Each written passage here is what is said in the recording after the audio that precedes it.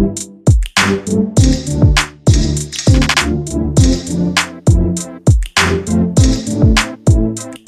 warm welcome to all our listeners. We are glad to return with a third season titled Beyond the Boardroom, wherein we try to explore the nuances of businesses and how they operate, and most importantly, the experiences and learnings of the individuals who run the show. For our first episode, we have a very special guest with us. He completed his MBA in finance from SP Jan along with clearing CFA Level 3. He's been part of organizations like Standard Chartered Bank and Bank Bazaar. Currently, he's the Senior Director, Cross Selling at Lending Card. Welcome, Mazin, sir. We are honored to have you with us. Thanks, Piyush. Piyush, thanks for that introduction. Pleasure to be at Mica for this podcast. And thanks for this opportunity. So that was quite an interesting introduction that I've heard in a really long time.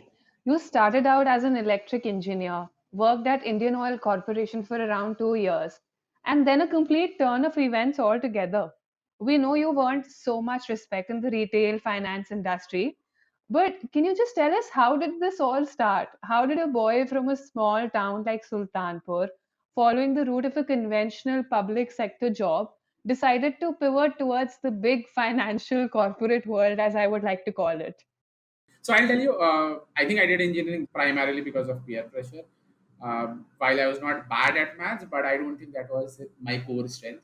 I joined Indian Oil simply because I had, so it was a campus placement. I think I got an offer primarily because of the marks that I had. And I joined Indian Oil. I think during my days at Indian Oil, I realized two things. One, engineering is not my core competency.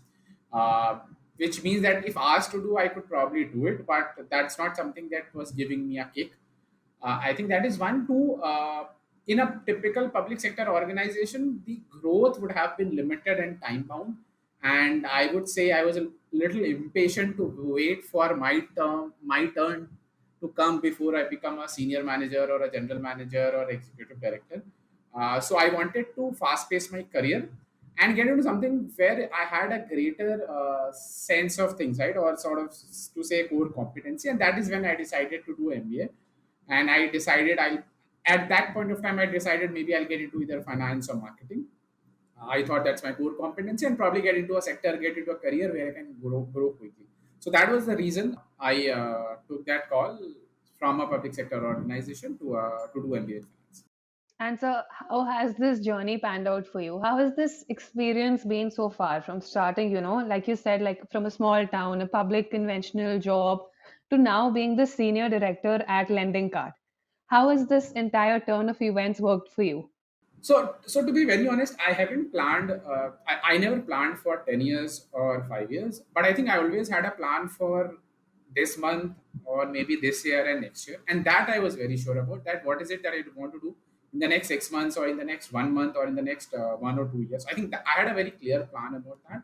So obviously, 2008, 10, I didn't plan that I'll be doing what I'm doing today, but I was very clear about, as I said, about my short term and so to say the medium term plan. And I think one thing that has worked for me is I sort of know what are my strengths, what are my weaknesses, what is it that I want. And I've been able to channelize my energy to achieve those things, achieve those smaller milestones that I have.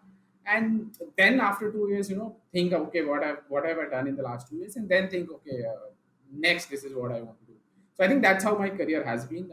In 2004, when I joined my engineering college, I didn't think that I'll do an MBA. I wanted maybe a public sector job or a civil services job. But then when I did engineering, I took a job. I took a core sector job because I didn't want to go into tech job. I didn't want an IT job, so I took up a public sector job. I thought this will at least be better than a pure tech job. So I think that's how my life has been. Know your strength, know your weakness, and at least have a clear plan for the short term. And I think that's how my life has been throughout. Great, sir. I think it's really helpful to break your plans into short term and long term and having the smaller milestones in your mind. So, before we begin with all the finance talk, could you just brief our listeners a little bit about the fintech space in our country and where do you think lending card comes into the picture? So see, finance as a core concept has always existed, right? I think it has existed for thousands of years.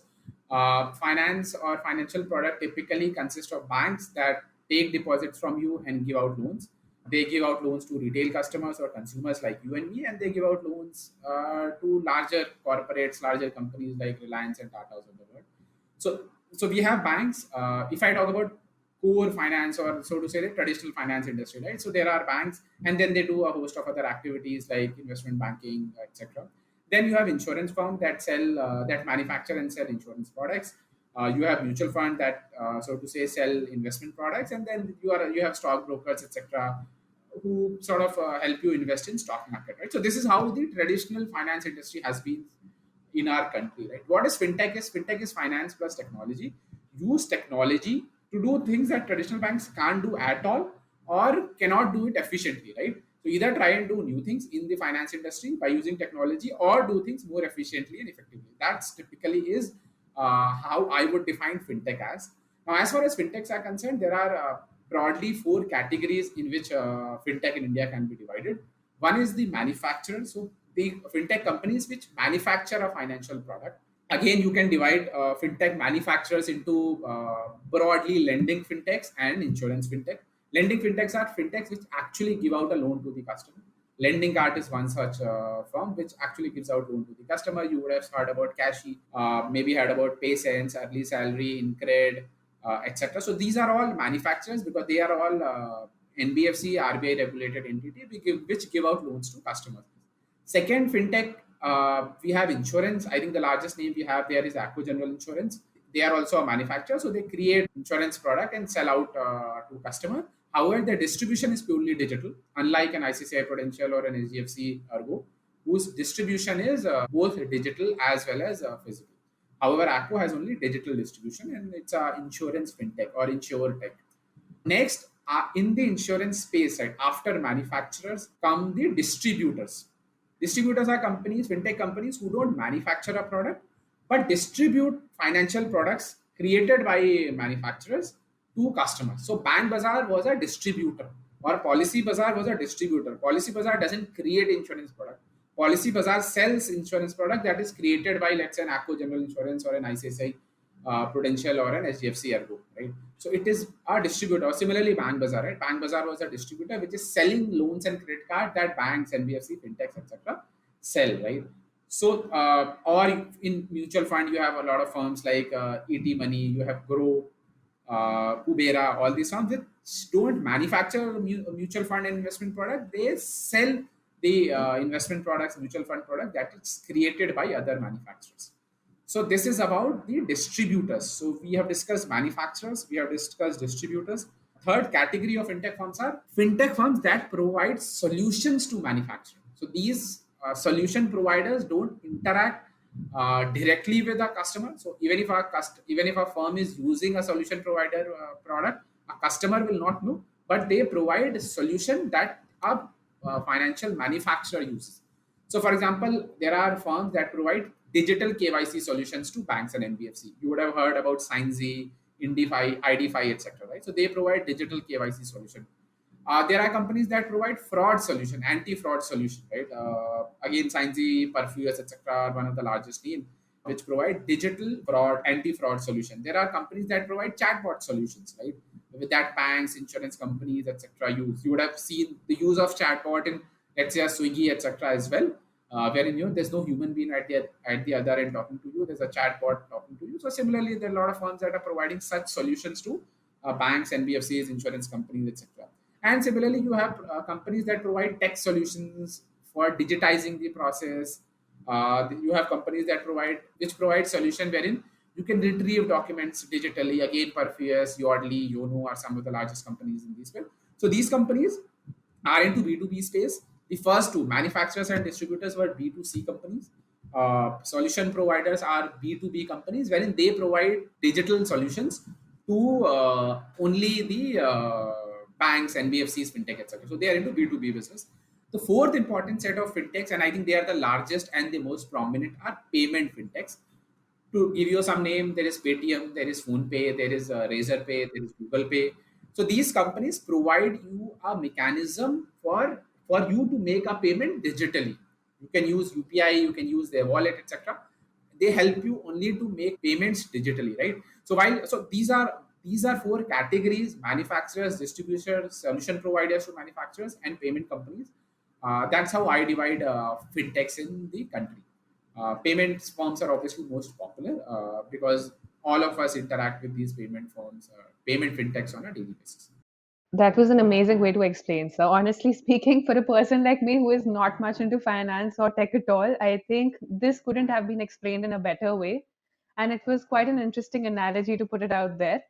So finance and tech is something that was very evident and it's working beautifully for all of us.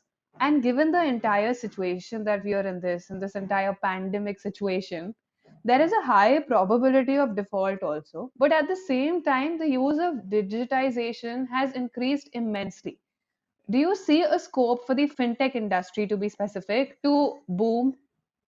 So the impact of COVID, or let's say impact of any other thing that happens in future, will be very sector specific within the fintech space. And I divided into four categories, right? And we'll discuss the impact of COVID on each of these categories. First comes the manufacturers, which is the loan manufacturers like the likes of lending card. I think, as you rightly said, the defaults have increased, the probability of defaults have increased, the actual defaults, delinquency, etc., have increased.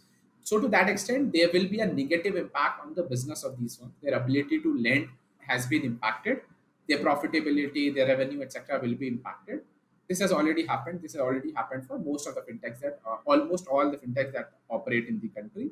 However, I think the good thing is all of them are surviving. None of them are going bust. You take all the top 8, 10 names, or I would say 12 names that are there in the lending space, fintech. All of them are surviving, and all of them, while going through a bad period, will still survive. Next, if we come to insurance fintech, they are doing a tremendous job simply because one, the need for insurance has increased. Everyone has seen risk, and hence everyone wants to be insured for that risk. And second, you want to buy products digitally. You don't want to go to a branch and buy insurance. So the business for the likes of Acco, which are insurance tech or insurance fintech, is booming tremendously. So this is about manufacturing distributors. Again, firms that are loan distributor like Bank Bazaar are negative impacted because fintechs or banks are conservative in terms of giving out loans. Insurance distributors again are doing tremendously. Pasa Bazaar, the likes of Pasa Bazaar and CoverFox, etc., are doing very very well because, again, as I said, people want to buy insurance in this high risk scenario, and they want to buy digitally. There, in fact, there's no other way to buy insurance right now, right? So that's about the manufacturers and distributors. If you talk about solution providers, they again are doing amazingly well because every bank till date, right, till the COVID hit, 80 or 90% of the business for banks used to come through a pure offline process. Digital was sub 5%, sub 10% of business for the banks. Right? Now, however, because of the COVID scenario, branches are shut or branches are operating at skeletal staff, people are remote working, customers are not working to branches. The only way for customers to interact with banks, to do customer acquisition, etc., is digitally. And hence, they need the services of these solution provider fintechs to build those solutions by which they can interact with customer digitally or onboard customer digitally. So all these firms that I named, the Signsy, ID5, Perfues, Yardley, Yono, etc., are doing very well, and they will continue to do well. And similarly, if I talk about payments, in any case, was growing 2x every year. The payment companies continue to do amazingly well simply because people are buying digitally and hence paying digitally, or even when they're buying from a shop, they want to minimize the interaction with the shopkeeper. They don't want to exchange notes, they don't want to exchange credit card, and hence they are using paying through a Paytm or a Google Pay, etc. So, with the exception of loan manufacturers, everyone is positively impacted and will continue to remain so. And even when you talk about loan manufacturers, the negative impact that we see is more cyclical. Once the economy becomes better, let's say in the next 6 to 12 months or 18 months, I think even the loan manufacturers will get back to the old numbers, get back to the old sort of revenue number, dispersal numbers, etc. That was there. So this was great, like a very positive news amidst this pandemic that right now, like all the segments of the fintech space are going to go in the positive direction. So now we were going through the website of yours and we found that there was a dedicated section for startups. And it's heartening to see that one of the startups is helping the other startups to scale up. So to add to that, this year Micah has also started an entrepreneurship program and that provides students an opportunity to start their own businesses. Do you have any tips and tricks for these budding entrepreneurs? What I would say is try and solve a problem. If you're starting your own firm, try to solve a problem. And broadly, I would divide any startup into three categories. One is companies that don't do a new thing, but don't provide a new solution, but redesign an existing solution, which is either more effective or more efficient. To take an example, Geo, right? Geo is providing you telecom services. Other firms are providing it even before Geo. But what Geo did was they made the customer acquisition process extremely simple, and they changed the pricing strategy, right? Or let's talk about Nika, right? Nika is not doing anything new, right? Nika is selling fashion products to customers. Even previously, you could buy those fashion products, but it was a more difficult process. Right? Now, what Nika does is a lot of fashion products that customers need, it provides you one interface by which you can order those fashion products in a very easy manner. Right? So this is one example of redesign an existing solution. I think the second is to create a new solution for a known problem. Let's take an example of movers and packers. Whenever people shift home, there is a problem that first you have to pack your stuff, and then when you pack your stuff, you have to call a truck wala or a tractor wala to transport your stuff. And then once they put the stuff back into your new home, you have to unpack and set. Right. This was a very cumbersome process. There used to be a lot of losses because we are not packing specialists. Right. People used to incur a lot of losses. Movers and packers solve this problem by saying you don't have to worry about anything, leave your home as it is, we will pack it, we will transport it, and we will unpack it completely. And the next kind of a firm is the likes of VFast, that again, in a pandemic situation, a lot of people had stuff, documents, etc., to be transferred. They didn't want to travel, and hence a company like VFast came that is solving a known problem. The third kind of a entrepreneur should be someone who solves a problem that is not known. So no one realizes it's a problem. So it identifies a problem. It could be a latent problem or anything, and then creates a solution for that. Examples will be Google, right? No one ever said that there should be an easy way to search something online, right? But they thought of a problem that didn't exist, or so to say, existed, but no one knew about it. So they found out the problem and then found out the solution. So I think these are three categories of entrepreneurs that typically exist in the market. You should identify which category you are, and then be very sure that you are solving a problem. You becoming an entrepreneur will solve a problem. And so, just one thing I want to ask, like, since you're belonging to a retail lending industry, so could you just give us a little bit of picture, like how could startups make use of this retail lending scenario? To be very honest, startups usually don't get debt financing. It's extremely difficult for a startup that has started 6 months, 1 year, or maybe a 2 year back to get debt financing. More often than not, a better way to raise funds for startups is their own funds, family funds, funds from family, friends, etc., or through an equity financing, wherein VC funds, angel funds, etc., fund. So equity is a better way for funds for startups to raise funds. But however, if you don't want, let's say, to dilute your equity, there are some venture debt firms, Innovan Capital, Trifecta Capital, Alteria Capital, etc., which provide venture debt solution. Getting debt funding for a startup is a difficult thing, especially when you are just starting up. However, as I said, there are some solutions that exist in the market. Even Lending Card does that, but Lending Card doesn't do it for startups that have just started. It typically does it for slightly more mature startups who have some revenue, etc. This is one of the other things that we do. So we don't focus on startup funding per se. We focus more on funding small self-employed customers where the business has been existing for at least 2 years, etc. Thank you, Mazen sir. That was beautifully answered. And now, since the theme of this season is beyond the boardroom, and we wanted to rope in and get an opinion straight from the experts, to ask you questions also, we thought why not bring in an expert ourselves? So we have called our very dear faculty members, and the one who's going to ask you a question today is Professor Gaurav Sharma. He is a visiting faculty at MICA, and currently he is taking the course for mobile marketing. So we'll play a small audio clip for you where he's going to ask you a question, and then it'll be wonderful if you could answer that. A warm hello to all the listeners. And thanks a lot, Micah, for featuring me on MyCast. It's really an honor to be a part of your podcast. My name is Gaurav Sharma. I am the Chief Business Officer at Near Dot Store. We are a hyperlocal e-commerce platform, and we help digitize kirana and medical stores. So my first question, Manzin, is more towards the basic promise of lending card, which is instant loans, and you promise to do that without documentation and collateral, i.e., unsecured loans. Well, on one hand, it's very interesting for the business owner that the loan disbursement is instant. But how do you, as lending card, mitigate the risk that comes along, with an unsecured loan? How do you ensure that your prospects and your business interests are taken care of in the long run? As rightly said, we give out loans without collateral. However, we don't typically give out loans without documents. However, the documentation requirement at lending card is minimal, and that's how we are different from a bank or an NBFC. How we typically do is a bank or an NBFC will collect multiple documents and then take out data from those multiple documents to decide whether or not to give out a loan. However, what we do is we take just one income or financial document, which is the bank statement, and so instead of collecting multiple documents and then getting multiple data points from those documents, what we do is we use artificial intelligence and machine learning and collect multiple data points from the same document. So that is where the power of analytics, that is where the power of artificial intelligence, machine learning, etc., come into place.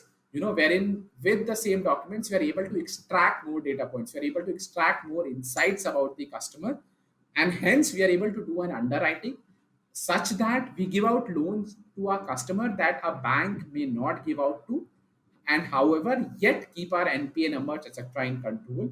Just to give you a sense, our NPA number, even though we operate in one of the most risky segments as far as loans are concerned, which is unsecured loans to self-employed customers, our NPA numbers are around 2.8 to 3 percentage, and we've been able to keep those numbers in check.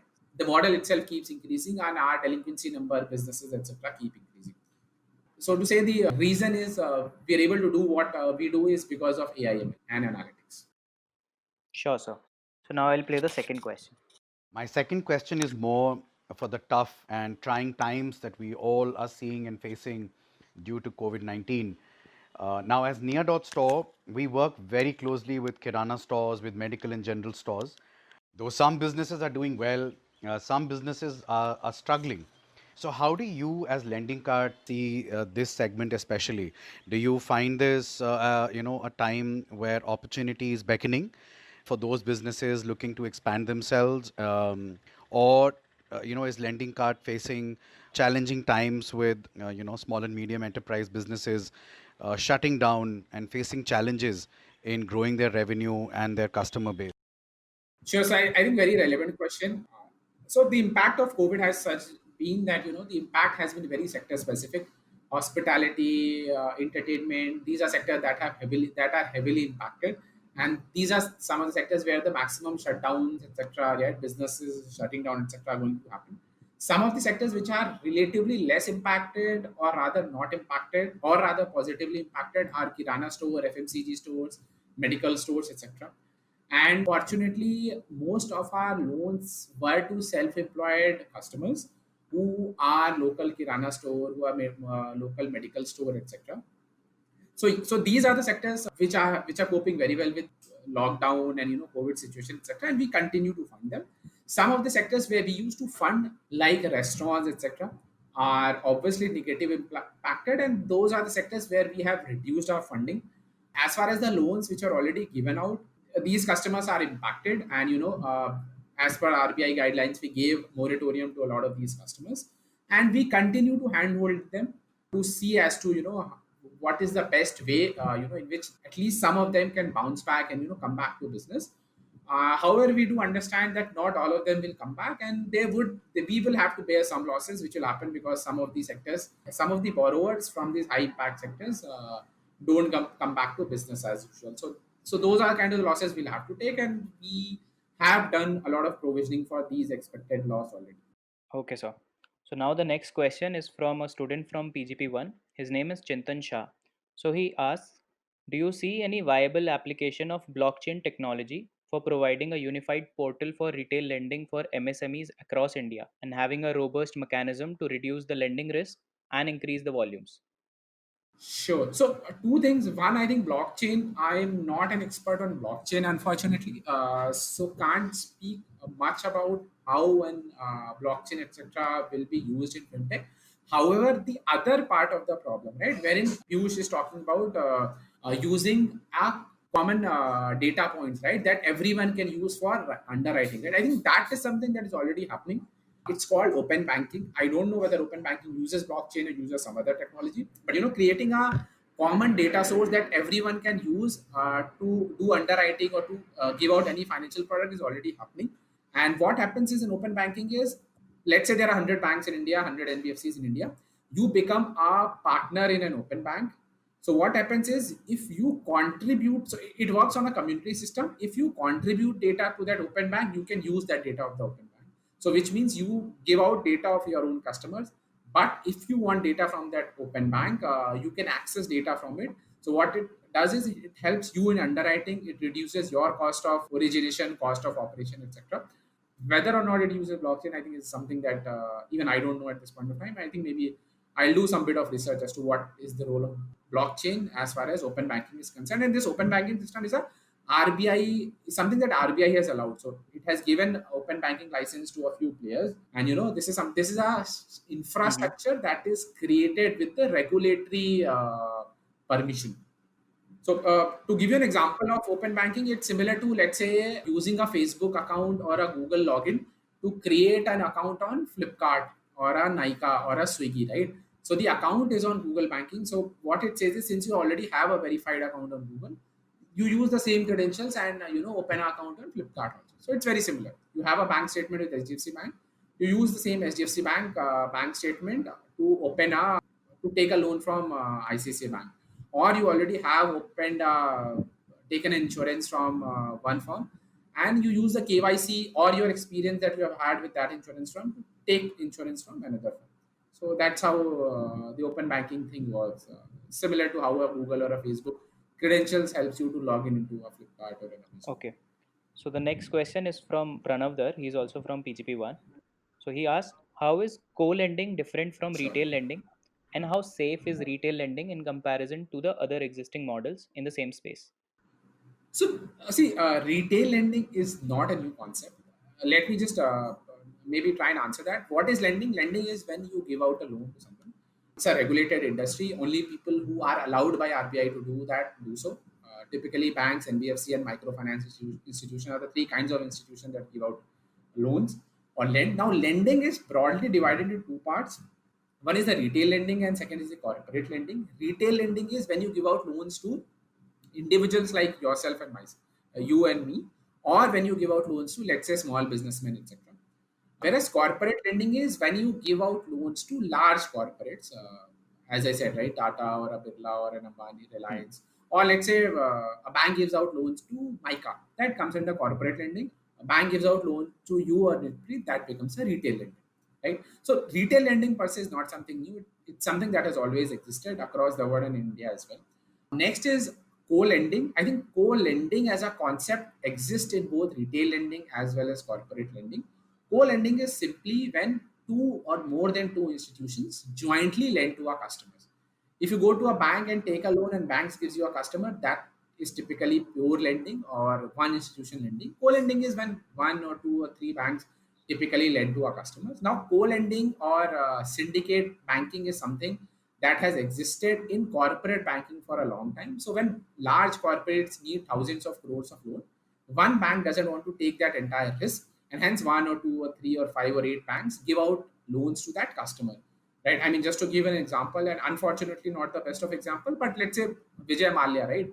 He had that syndicate lending where multiple banks had given out loans to one customer. This is a concept that exists Hmm. when the loan amount is very large. So when it's a project finance or a large corporate loan, typically co-lending or syndicate lending happens. As far as retail lending is concerned, co-lending as a concept in retail lending is a very new concept. What happens is there are a lot of fintechs who have the technology for customer acquisition and underwriting, but don't have too much of funds. Okay. Whereas there are banks who have funds, right? So then what happens is a fintech that doesn't have that much fund and a bank that has fund but doesn't have the best customer acquisition capability, especially digital customer acquisition. They combine, and the fintech says, okay, I'll acquire the customer, but because I don't have that many funds, the fintech and bank typically co-lend to a customer, so that they can take advantage of strength of both the organization. As far as risk about retail lending, right? Retail lending actually is low risk than corporate lending, simply because it's a hedged risk, right? Think of it this way: you give out 100 rupee to one customer versus giving out 1 rupee to 100 customers, right? So when you give out 1 rupee to 100 customer, you are hedging your risk, and it is possible that out of those 100, 3 or 4 may default, but the other 96 or 97 will yet give out your loan to you. So the risk in retail lending is actually lower compared to a corporate lending where you are giving large amount of money to one customer. So that's how it is. Retail lending actually is lower risk than corporate lending. There could obviously be time period when because of the lending practices, etc., the retail lending is actually higher risk. But in general, both in India as well as abroad, retail lending is always less risky than corporate lending. Sure, sir. So that was such an amazing conversation. Yeah. And you gave us so much perspective into the fintech industry, the retail lending concept, and just finance in general. So, sir, before we close this podcast session, as young professionals, we would love to know your thoughts on managing personal finance and what are some of the do's and don'ts that you would want us or would not want us to follow at all. So I think first thing is, from the time you get your first salary, make sure that you start saving at least 20% of your net take home salary. Don't wait for even second month. Make sure you start saving and increase this percentage, let's say from 20% to 50% over the next 5 7 years. So I think saving is the most important thing. Saving is a culture that I think all our parents had. I think somewhere we lack as far as savings is concerned. Our generation, the millennials, we lack as far as savings are concerned. So I think that is something that you should definitely start with. Start with a lower percentage initially, and then increase that percentage of your net take home salary. Second is, as far as once you have saved, invest in both a mix of debt and equity. Typically, when you start today, you guys are 25, 26 year old, start with a equity to debt ratio of 4 is to 1. And then obviously over a period of time, as your age increases, you can increase the proportion of debt.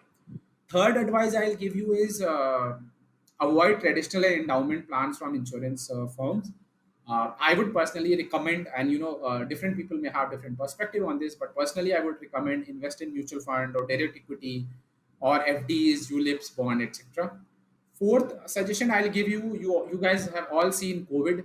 You know what happens. People lost their job, right? A lot of people actually lost their job. A lot of people had to take pay cuts, etc. Right? So always keep enough funds for a rainy day. Once you are working, let's say 1 year, 2 year, or 3 year into your job, make sure you have 6 months of monthly expenditure saved in a current account, or in a savings account, or in an FD, or in a liquid fund at any point of time, so that god forbid, if at all something happens, you don't have a job immediately, or you have a sudden expenditure, right? A medical expenditure in the family with you, etc. So always keep 6 months of expenditure money with you in a liquid form. It could be a savings account, or it could be a liquid fund investment, etc. So keep 6 months funds liquid. Next will be buy life and health insurance plans as soon as possible. A lot of people buy health and life insurance, but they buy it in their mid 30s, 40s, etc. Once you do that, the cost of those plans increases significantly. Before 30, before you turn 30, buy life and health insurance. As far as life insurance concerned, buy plan which is 10 times or 20 times of your CTC at that point of time. And as far as health insurance is concerned, even if your employer gives you a health insurance plan, most of the time your employer will give you a health insurance plans. Even then, you should buy a top up health insurance to keep you safe. So I think broadly these are it. Save money, invest wisely, buy the right kind of products, and insure yourself by buying life and health insurance. Definitely, sir. Try and incorporate most of these learnings. And thank you so much, sir, for this insightful conversation. And we are sure that our listeners would learn a lot after listening to this podcast. It was an honor for us to host you and getting to learn and understanding things directly from you. Thank you so much, sir. Thanks, Piyush. Thanks, Nitpreet. I think pleasure talking to all of you. I've always heard very good things about Micah. I've had a few interactions with your team, I think 7 8 years back, during a fest when I had met with Micah team. Always had very high regard for the college, which is a great college. And, one of the leaders as well as marketing and advertising in India is concerned. Pleasure to interact with you guys. Pleasure to interact with Micah. Thanks a lot for this opportunity. Sure. Thank you so much, sir. Thank you, Mazen sir. It was our pleasure. Thank you. Our pleasure. Thank you.